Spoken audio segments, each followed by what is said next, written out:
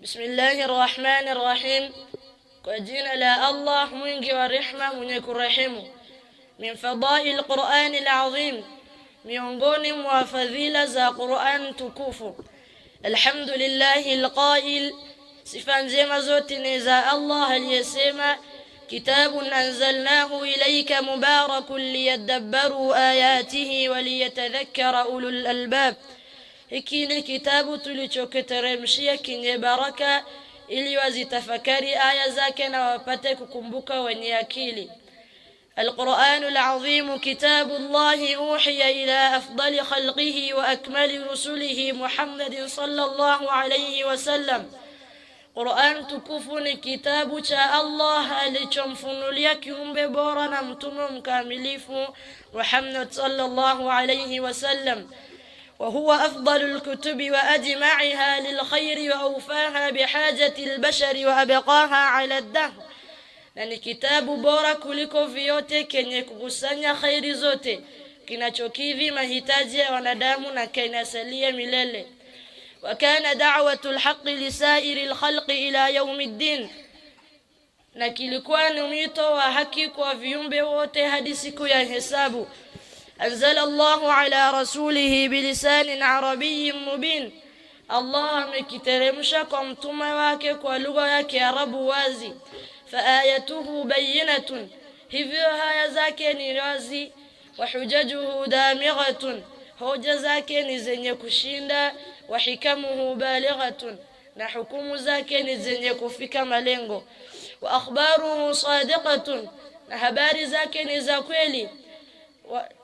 ولفظه فصيح, usemi wake ni mororo.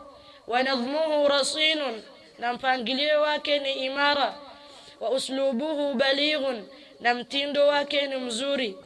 فالقرآن العظيم هو المعجزة الكبرى ودعوة العظمى من الله تعالى إلى التوحيد والإسلام.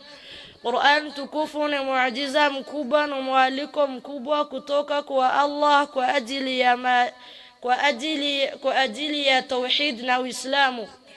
وقد تولى الله حفظه من التحريف والتبديل. Allah ameuchukua ulihifadhi kutoka na mabadiliko au potoshaji. وأيقظ القرآن الفكر الإنساني من رقاده وحركه من جموده وأزاح عنه رين الجاهلية.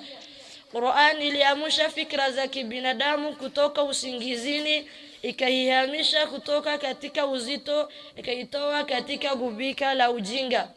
Wawajahahu ila al-ilmi wa 'allamahu suluka manahij al-hayat, na kuelekeza kwenye elimu na kuifundisha njia za maisha.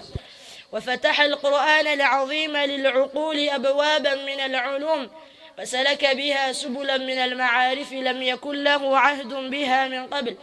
Qur'an tukufu ilifungua milango ya elimu kwa akili na kuongoza njia za maarifa ambayo hayakuwa na uzoefu nayo kabla.